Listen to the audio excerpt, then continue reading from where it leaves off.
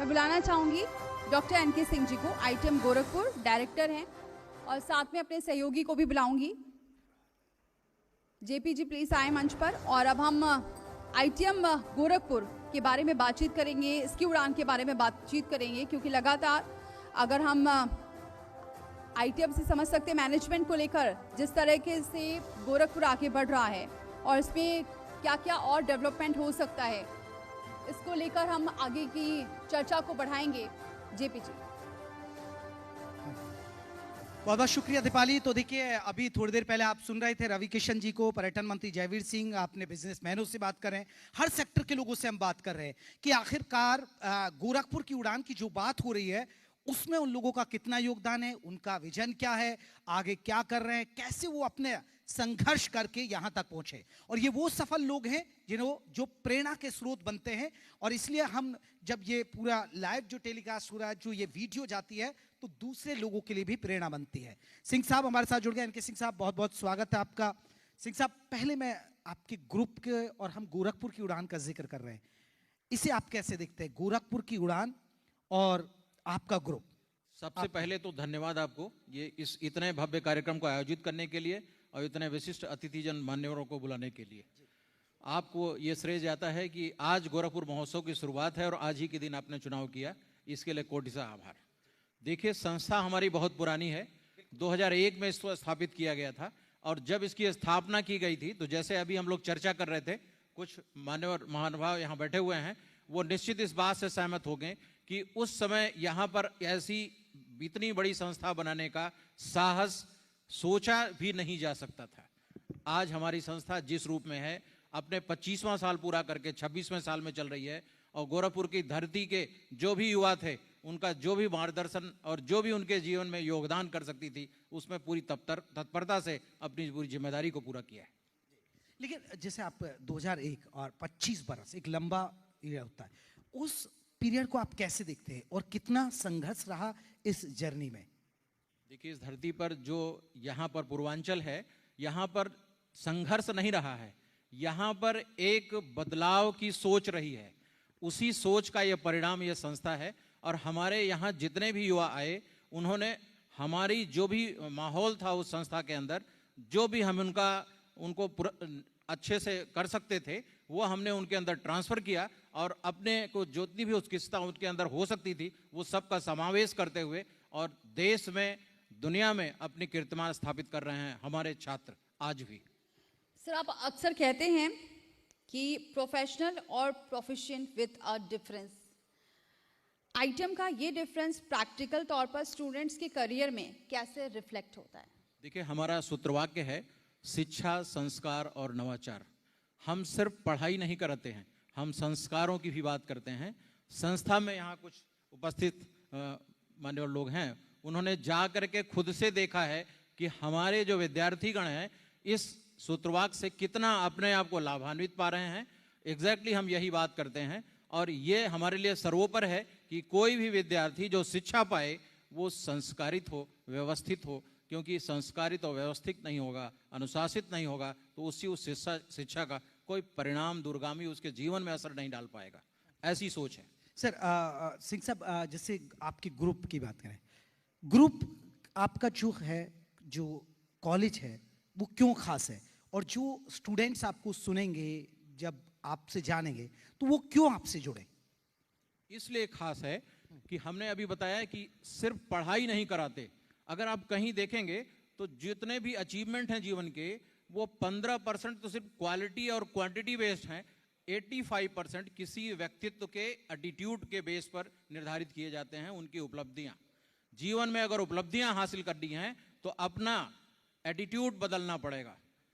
हम ये सारा काम संस्कारों का, वैल्यू एडिशन का, उनके एथिक्स का, ये जो सारा समावेश उनके व्यक्तित्व में देखना चाहते हैं। ये सिर्फ इसलिए चाहते हैं कि वो 15% जो इनकी शिक्षा हमारे संस्थान में मिल रही है, उसके अलावा जो 85% जो अधूरा रह जाता है, वो इन सब चीज़ों से पूरा करके उनको उत्कृष्ट व्यक्तित्व और एक उन्नत सोच वाला व्यक्तित्व उनके अंदर कैसे आ पाएगा, एक अनुशासित और व्यवस्थित व्यक्तित्व का विकास कैसे हो पाएगा, इस दिशा में संस्थान हरदम प्रयासरत रहता है।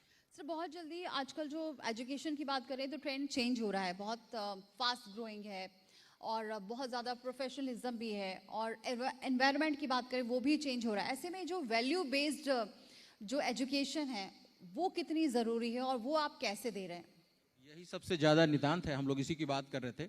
अभी अहमदाबाद में एक्सीडेंट हुआ था, उसकी इंक्वायरी में जो तथ्य सामने आए वो बहुत ही हताशाजनक थे कि ऐसी भी घटनाएं हो सकती हैं। हम सब लोग इस बात को प्रयास कर रहे हैं कि जो भी शिक्षित हो उसका व्यक्तित्व इतना उत्कृष्ट हो कि निश्चित वो अच्छी सोच वाला व्यक्तित्व रखे। अगर ये सब वैल्यूज़ के बिना संभव किसी को दिखाई पड़ता नहीं है, और हम उससे पूरा सरोकार रखते हैं कि जो वैल्यूज़ हैं, जो इथिक्स हैं, एक एक करके हर व्यक्तित्व में जो हमारे यहाँ का छात्र है उसके अंदर इनकलकेट करी जाएं, जिससे कल को समाज के लिए, देश के लिए उपयोगी बन सके। ठीक है सिंह साहब, जैसे आपने कहा कि हम पढ़ाई नहीं बल्कि स्किल डेवलपमेंट कहूँ मैं, तो स्किल डेवलपमेंट पर भी आप फोकस करते हैं, और स्किल डेवलपमेंट के साथ साथ आपने कहा कि रोजगार का भी एक रास्ता बने छात्रों के लिए, उस पर किस तरीके से काम कर रहे हैं आप? देखिए, आज की शिक्षा जो प्रोफेशनल एजुकेशन है वो बेसिकली स्किल डेवलपमेंट पे ही गवर्न होती है। अगर स्किल डेवलपमेंट, स्किल्स इनकलकेट नहीं कर पाते हैं तो निश्चित शिक्षा का कोई महत्व नहीं रह जाता है।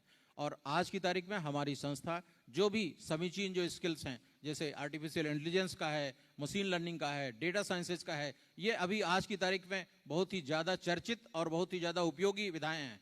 निश्चित संस्था हमारा इसमें प्रयास कर रही है, और जो भी स्किल्स आवश्यक हैं प्रोफेशनली, ग्लोबली उनको स्टेबल करने के लिए, वो हम उनके अंदर इनकलकेट कर रहे हैं और समुचित इनकलकेशन कर रहे हैं। सर, अभी गोरखपुर की बात करें, क्योंकि अगर हम आईटीएम की बात करें बाकी जगह की तो ठीक है, लेकिन यहाँ टेक्निकली जो सुविधा देना, ऐसे में कितनी मुश्किल आई है, क्या ब्रेक थ्रूज आए हैं, कितनी प्रॉब्लम्स आई हैं, क्योंकि यहाँ टेक्निकली तरीके से बच्चों को एजुकेट करना, उसको इस्टेब्लिश भी करना कितना मुश्किल रहा है? देखिए, संस्था स्थापित हो गई और सबके लिए काम कर रही है। ये संस्था किसी व्यक्ति की नहीं है, समाज की है, इसलिए समाज का जो समुचित सहयोग है वो लगातार संस्था को मिलता रहा है, और संस्था उस सारे सहयोग के कारण ये सब के लिए सहयोगी साबित हुई है, और उनके व्यक्तित्व विकास में, उनके निखार में, उनके स्किल डेवलपमेंट में, उनके एजुकेशन में निश्चित उनको उपयोगी साबित होती रहती है। सब लोग संस्था में आते रहते हैं, और इसी तरीके से हम लोग म्यूचुअली बेनिफिटेड हो रहे हैं, हमारे छात्र हमसे और संस्थान छात्रों से।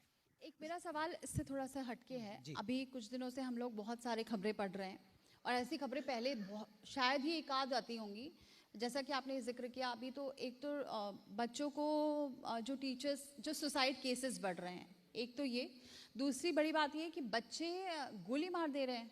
11th क्लास के बच्चे अगर गुस्से में या फिर इंस्टाग्राम के स्टेटस को देखकर, सोशल मीडिया के स्टेटस को देखकर गोली मार देना 11th क्लास के बच्चे को, 6th क्लास के बच्चे को, आपको क्या लग रहा है, ये क्या ट्रेंड चल रहा है, कहाँ कमी रह रही है? क्योंकि कहीं एक तरफ कहते हैं कि पेरेंट्स उनको फ़ोन ना दें, और फिर भी हम एजुकेशन ऑनलाइन भी पढ़ा रहे हैं, दूसरी तरफ बच्चे नहीं मान रहे हैं, बहुत सारी चीज़ें आ रही। तो आपको क्या लग रहा है, क्या हर्डल्स हैं जो इस तरीके के केसेस अब आने लगे हैं? देखिए, ये बहुत ही दुर्भाग्यपूर्ण और निराशाजनक है कि ऐसी घटनाएं हमको कहीं न कहीं से देखने में मिल जाती हैं। निश्चित इसमें सिर्फ टीचर या शैक्षणिक संस्थाओं का ही योगदान नहीं है कि इसको कम कर सकते हैं, ये परिवार से भी कम करने की शुरुआत हो सकती है। तो जो माता पिता हैं, अगर अपने पुत्रों को या अपने बच्चों को ठीक से उनका पालन करते हैं और उनको सही रास्ते पर चलने के लिए मोटिवेट करते हैं, तो निश्चित इस टाइप की घटनाएं कम हो जाती हैं। हमारा एक अनुभव है जो इतर हम शेयर करना चाहते हैं। जैसे अभी एक व्यवस्था है घरों में कि ये पिताजी के मित्र हैं, एक्चुअल में पिताजी के मित्र नहीं है, ये पूरे परिवार के मित्र हैं और हम परिवार के सदस्य हैं। यह भाव बच्चों के अंदर भी आना चाहिए, क्योंकि आज के छोटे बच्चे कल जब बड़े होंगे तो निश्चित उनकी मित्रता का फायदा उनको भी मिलेगा। ये छोटी छोटी चीजें हैं जो इनकलकेट होंगी बच्चों के दिमाग में, तो अच्छा होगा, और ऐसी सोच से इतर होंगे बच्चे।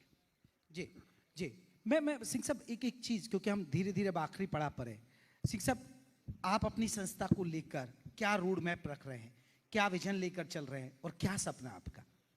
हमारी संस्था जितने भी इस क्षेत्र के युवा हैं उनकी आकांक्षाओं को पूरा करने में कोई कसर न छोड़ पाए, और अगर कोई भी रह गई है आवश्यकता या किसी तरीके से बदलाव की आवश्यकता उनको, हमारे जो युवा हैं उनको महसूस होती है, तो उन सारी आकांक्षाओं को पूरा करने में सफल हो पाए, हम इसके लिए निरंतर प्रयासरत हैं। और हम इसी आशा से इस पूरे क्षेत्र के युवाओं के व्यक्तित्व विकास और उनकी क्षमता विकास में तत्परता से लगे हुए हैं।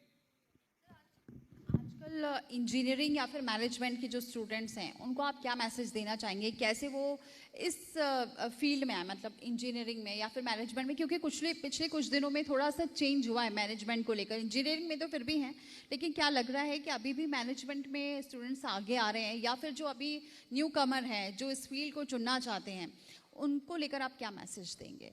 देखिए, इंजीनियरिंग का चुनाव जिसने भी कर लिया, हमारी तरफ से उसको बहुत सारे शुभाशीष हैं, क्योंकि उसने अपने सौभाग्य के दरवाजे खोल दिए हैं। इंजीनियरिंग एक ऐसी स्किल है, जो स्किल अगर जिसके अंदर हो जाती है तो वो किसी भी क्षेत्र में अपनी प्रवीणता और अपनी निपुणता को हासिल कर सकता है। तो हमारी शुभकामनाएं हैं कि सबको ऐसी सद्बुद्धि हो, सारे युवाओं को वो इंजीनियरिंग करियर के ऑप्शंस का चुनाव करें। आप एक शिक्षा के क्षेत्र को देख रहे हैं, एजुकेशन की अगर हम बात करें, ठीक है आप एक प्राइवेट संस्था चलाते हैं, लेकिन यूपी में स्थिति बदली है शिक्षा के क्षेत्र में, या आपको लगता है कि नहीं सरकार को अभी और ज्यादा ध्यान देने की जरूरत है और इस बिंदु पर काम करने की जरूरत है? अभी हम इस पर थोड़ा संशोधन करेंगे। हम जनता की जो संस्था है उसको चलाते हैं, किसी व्यक्ति विशेष की संस्था आईटीएम संस्थान नहीं है। संस्थान इस समाज का, इस गोरखपुर की माननीय मुख्यमंत्री जी की स्वतः की संस्था है। उनके आशीर्वचनों से, उनके आशीर्वाद का परिणाम है। बहुत अच्छी बात। हमारी जितने भी बिल्डिंग और ब्लॉक्स हैं, माननीय मुख्यमंत्री जी ने उसका ही उद्घाटन किया है, उन्हीं के आशीष से वो संस्था चल रही है।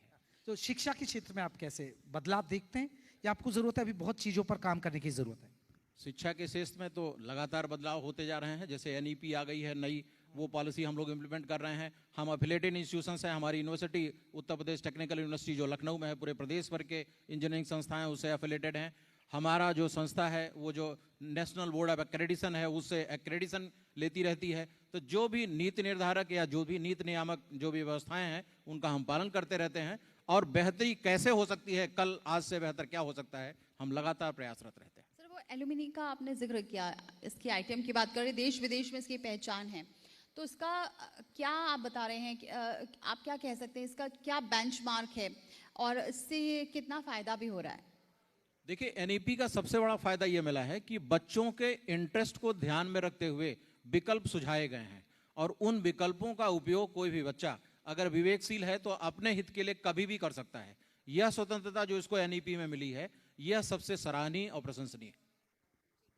बिल्कुल। और अब आगे आने वाले बच्चों को और भी क्या मैसेज देना चाहेंगे, क्योंकि ये तो आपने बताया इंजीनियरिंग और मैनेजमेंट को लेकर, अब धीरे धीरे अगर हम और जो फील्ड चुनना चाहते हैं, क्योंकि कई बार लोग कंफ्यूज रहते हैं, और अगर हम मैनेजमेंट की बात करें तो पहले ऐसा बहुत ज़्यादा होता था कि जो कंपनीज आती थी वो कैंपस में सिलेक्शन करती थी, लेकिन अभी लोगों के अंदर थोड़ा ट्रस्ट कम हो गया है जो रोजगार को लेकर। तो क्या लगता है? मैं पुनः आपको बताना चाहता हूं कि अभी चाहे ब्यूरोक्रेसी में देख लें, चाहे मैनेजमेंट में देख लें, चाहे किसी भी क्षेत्र में देख लें, यहां तक कि मेडिकल साइंस की जो प्रगति है वो सिर्फ इंजीनियरिंग के कारण ही संभव हो पाई है।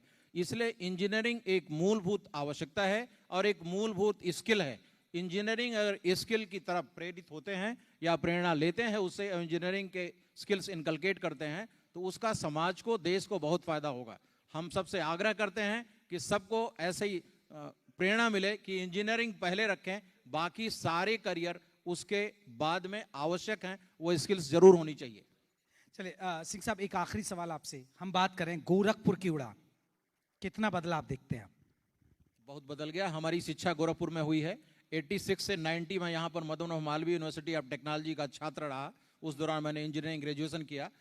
मेरा जो कॉलेज उस समय था, आज की तारीख में मदन मोहन मालवीय इंजीनियरिंग कॉलेज से MMUT बन गया, और देश के जो 100 शीर्ष स्थान है, शीर्ष जो विश्वविद्यालय हैं उसमें से एक है। आज गोरखपुर में प्रगति की जितनी भी सीमा को सोचा नहीं था, उन सारी सीमाओं को पार कर चुका है। जैसा अभी माननीय सांसद जी ने कहा कि ये जगह हमको याद नहीं थी जब मैं यहाँ 4 साल रहा था कि यहाँ कोई आने की कल्पना कर सकता था। तो विकास और उड़ान को अभी नापा नहीं जा सकता है, हमसे पहले वक्ता यहाँ कह चुके हैं।